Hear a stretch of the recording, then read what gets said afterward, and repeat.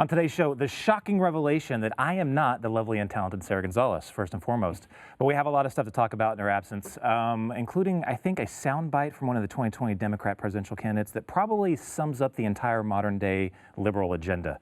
Also, dark days ahead for the Women's March. How are they even still a thing at this point? We'll talk about their legitimacy and a whole lot more coming up right now.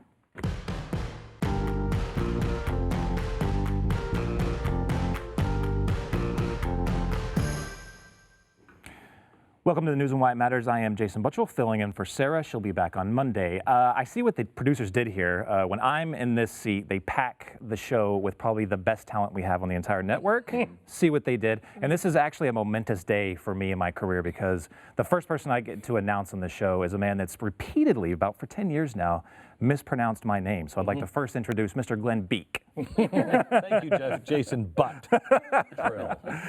Also, one of my favorite people in the entire world, host of the Chad Prather Show, Mr. Chad Prather. Good to be here. You're still handsome. Thank you. You are a handsome Back at man. you, brother. There you go. And also host of Relatable, the lovely Allie Stuckey.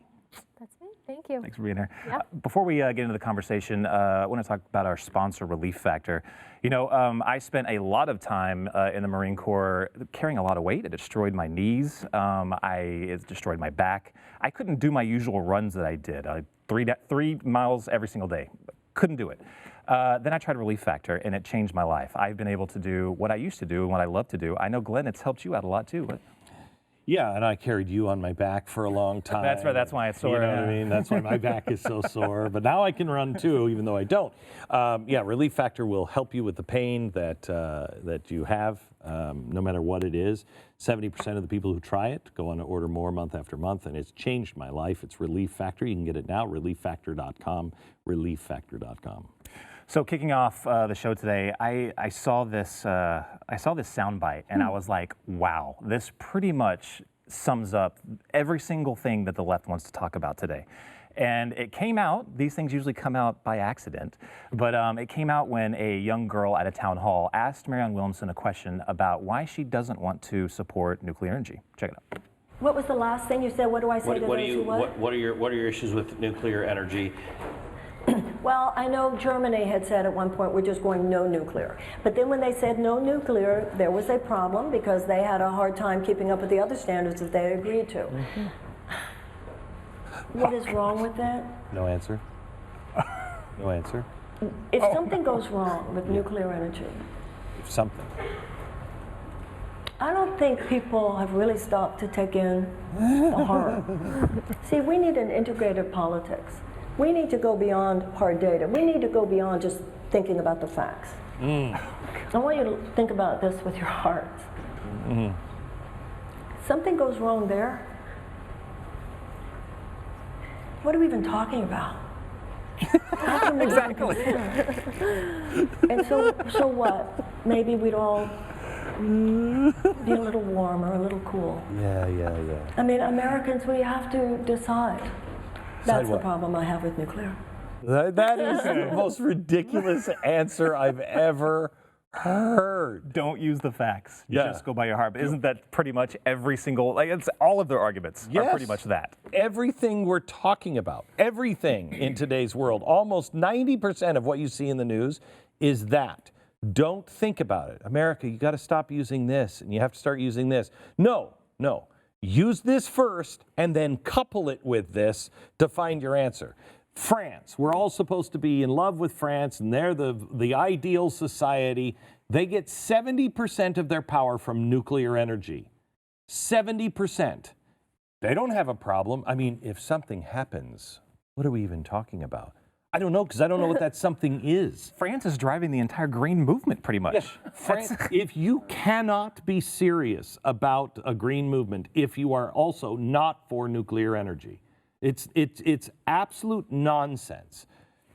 Nuclear energy is the safest, cleanest energy the world has ever seen. And they're against it for what reason? That. Yeah, she doesn't know. It's kind of like the morally right, factually incorrect standard that AOC set that I think Biden even talked about too. But I think that this is exactly what I would say if I didn't know the answer to something like this. Just think about it with your heart, transcend facts. We can go beyond what we see and just go into what we feel. I think it's pretty good for someone who clearly doesn't know what she's talking about. At least she didn't just stop talking. She said something. It's very on brand. It's on brand for Marianne. It is. I mean, it's impossible just to go, I don't know.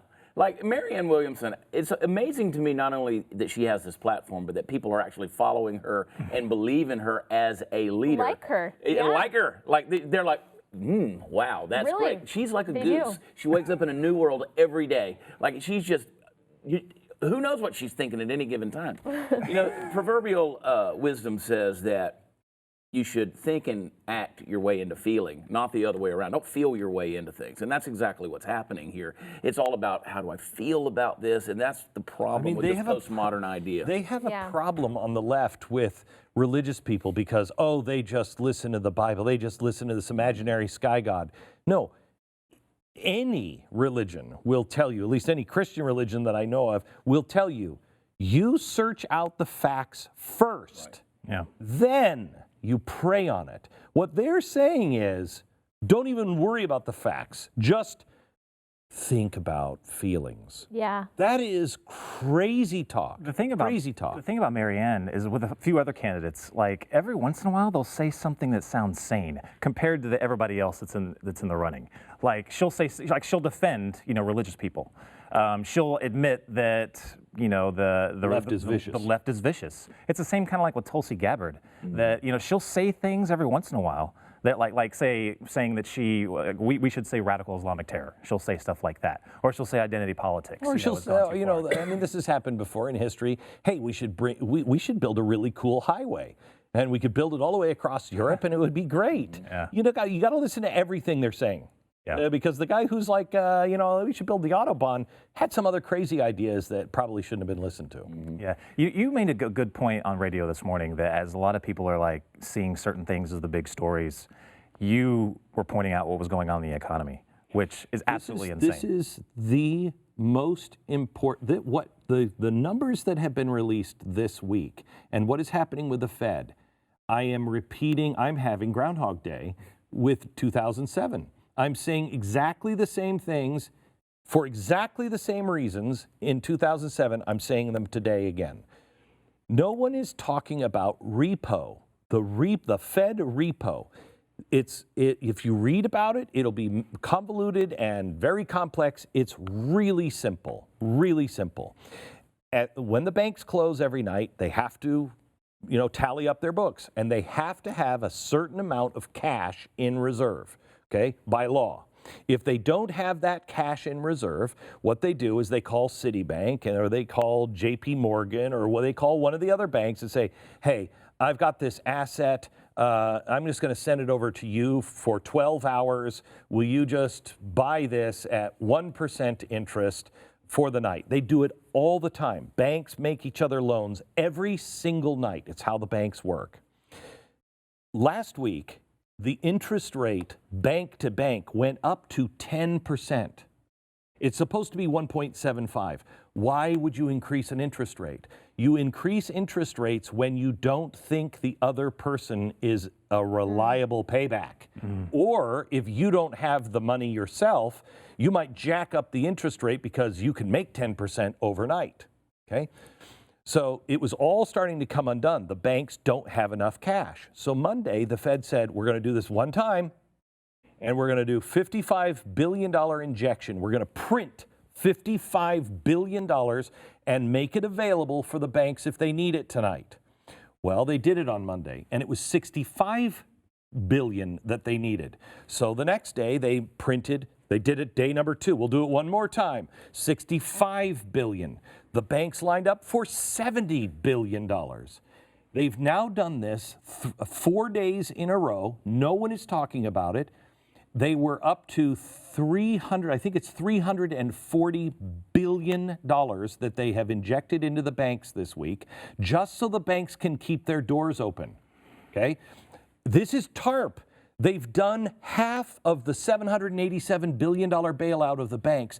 They've done it in the last 4 days. They're doing it again tonight. There is no cutoff. They said, now the Fed said, well, we have a limit. It's $2.2 trillion. Yeah. This is another bank bailout that is happening. Our banks are in real trouble. And the key is, because the American government is spending way too much money. What's insane is, yeah, we continue to spend this money. We're at wartime levels. We're spending more than in major world wars. And it's peacetime right now. And they just approved another continuing resolution for the budget. This is under a Republican administration. And I'd like to address the floor over to you, Allie, as a younger than us, a millennial, perception on just conservatives nowadays. Is fiscal responsibility just not in the equation anymore? It's not something that's talked about because it's certainly not something, not that millennials only like things that are clickable, but because we consume so much on the internet, especially social media, we really do prefer things to be short and quick and soundbite. And it's very difficult, I think, to grab someone's attention when you're talking about fiscal responsibility and the debt. It just seems so far off. Okay, so let me ask you this. If I said to you, the bank said on Monday, one of the reasons why they couldn't afford it is because they had to pay their taxes. Okay? If I said to you, hey, I had to sell my car to pay my taxes, would you consider me in good condition financially? No. Right. Yes, and That's I think what that's the a good bank way, just I think did. that's a good way to explain it, because I think that it seems so big and it seems like something that's not imminent, even though how you explained it, it very much is. It just doesn't seem like a real threat. If you talk to a millennial about climate change, for whatever reason, that seems much closer to home. But if you talk to them about debt, it seems like it's something so far off that's never going to affect them. Let me give you this. There's another stat that has only happened, the last two times happened at the dot-com bubble and then the 2008 bubble. And it is the wealth to GDP, meaning how much companies in the country is making compared to the households. We are now in 2001, right before the dot-com, or 2000, right before the dot-com bubble broke, we were at 304%. So it means 304% more for the companies. Out of whack, totally out of whack. The companies are not sharing the wealth here. And we had a collapse. Right before the collapse of 2008, it was between 400% and 500% out of whack. Today, it is 1,100% out of whack.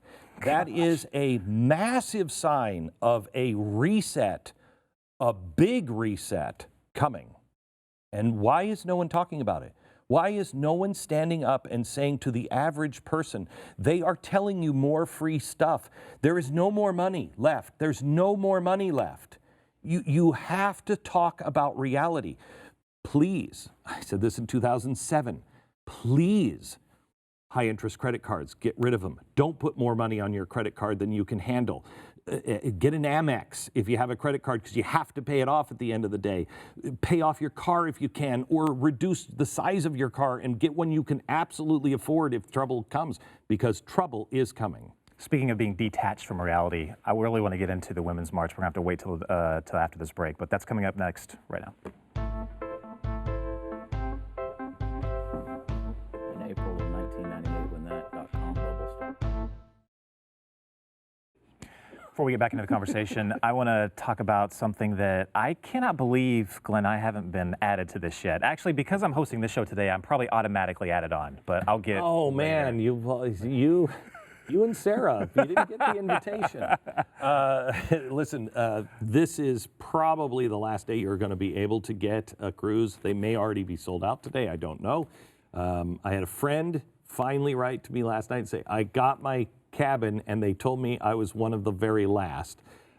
So please get your, this has never been done before. That entire cruise ship, 3,000 people, all of them are fans of the show.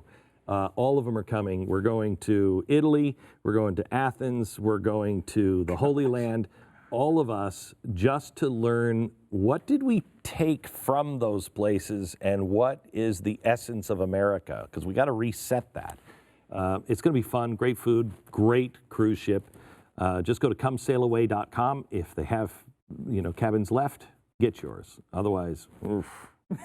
I'm down in the galley with the shovel throwing the coal in the fire.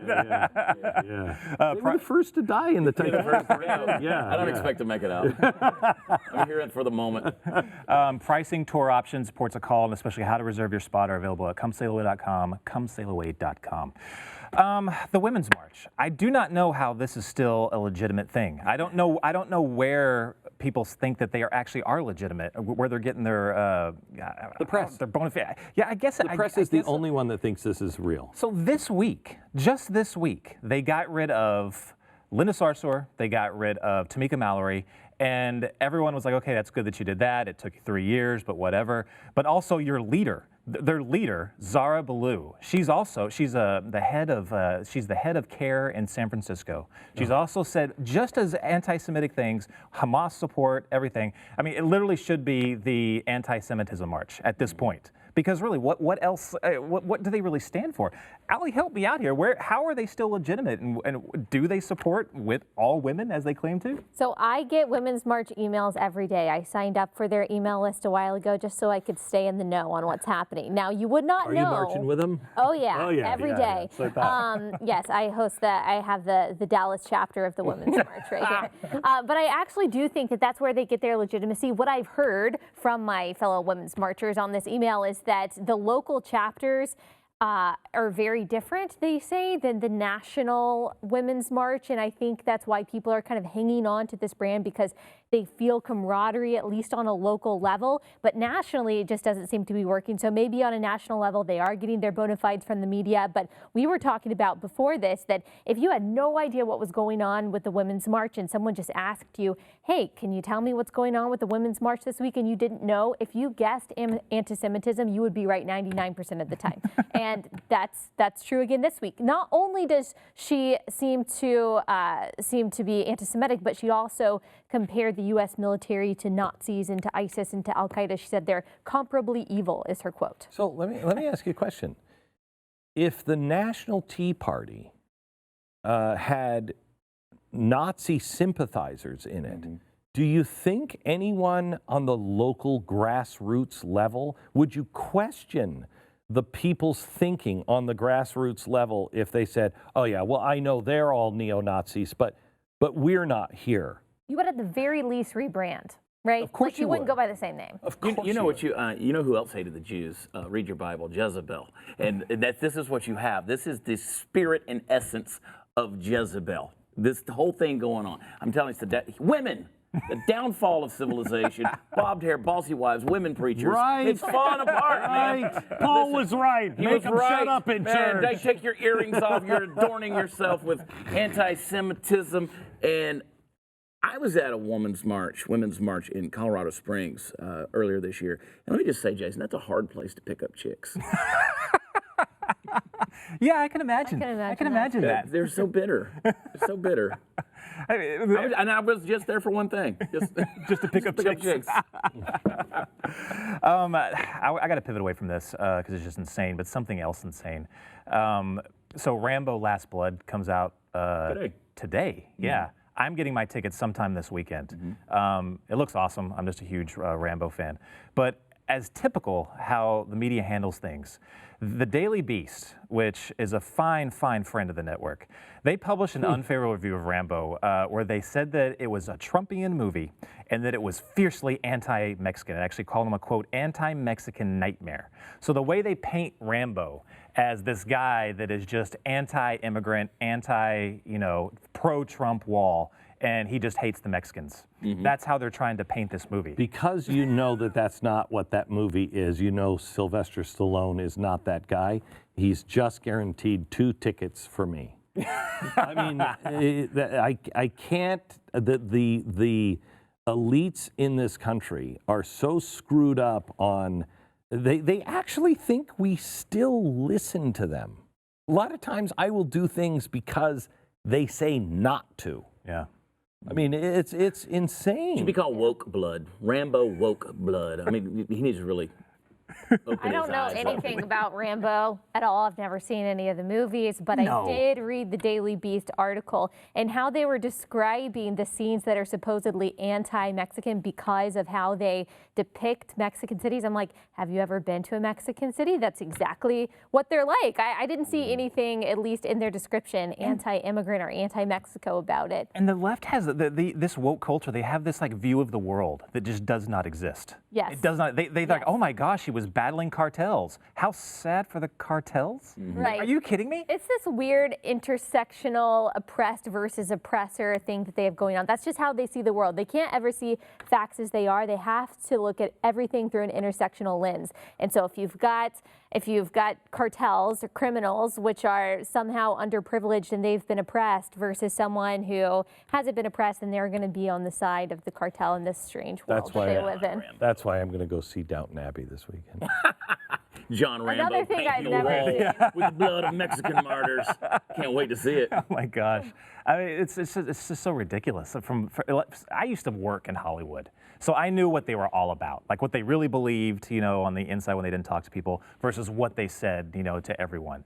And it's absolutely insane to me, like the things that they're admitting are problems. It's in all of their movies. They don't say that when they come out, in press conferences and the Oscars, but it's in all their movies. Things like this. I bet you the majority of the people that worked on Rambo are probably the majority of the people that will go on Twitter and say how awful the wall is, or we need open borders or whatever. And those will be the ones that are hiring illegal aliens and having them live in the darkness. Right. Yeah, and they'll make these movies. It was the same for that other movie. It was that other movie, Sicario, Sicario. where their entire premise was that terrorists, and they called them Islamic terrorists, were coming across the border unfettered, and they were the one, and it starts off with a terror attack after they come across the border. That's their entire argument. That's what we've been saying. That's why we need to secure the borders. It's not because we're racist, it's an actual security concern. But then they'll come out, and say, they'll write Daily Beast articles like this, or they'll go out on the Oscars and say something completely different. It's absolutely insane. That's why Area 51 has so many people going to it this weekend, or at least Dozens. because we 2 million are signed up. because we are seeing a point to where there is, it's the Bubba effect.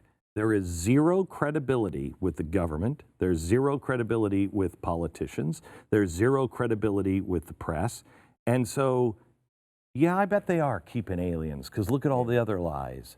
Yeah, I bet they are. There is a deep state because of all the people have given up their trust of these institutions. We're entering a very dangerous time. Look at the way Lewandowski and then Al Sharpton treated Congress this weekend. Under oath. There's no respect. They don't care. If I testified, I'd be the same way. I don't care. I don't recognize your power. Yeah. That's a dangerous place to be for a republic. Well, we got to fight back on that nuclear power too. Well, that's I was just going don't to feel right. I was going to bring up Marianne Williamson too, because I think that's part of why some people like her. There are people that I follow on Instagram that live in LA. They're very new agey that really like Marianne Williamson for one particular reason, and that is her stance against big pharma. And I think that kind of speaks to one thing you were talking about is people's lack of faith in institutions. It's a little bit different, but people are afraid of these kind of big groups of people in power that we can't see and we don't feel like have any accountability. So I think that's we're one fine of with the points Google. of appeal. Yeah. But we're fine with Google, Yeah. a company that you cannot contact. Right. YouTube, you can't contact them. Facebook, how do you contact them? We're fine with those faceless people.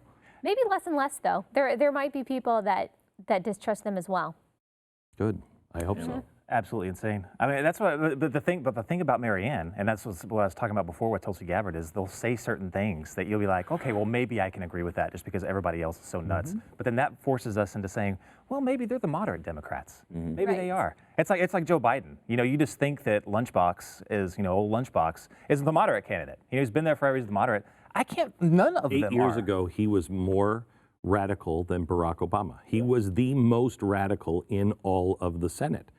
His record was the most radical. Now he's the moderate. Yeah, and let me also say, you got to go on. Got to cut you off, Yeah. but we'll be right back and finish that It's after an this. amazing point. I know it was. I was getting ready to be like, whoa.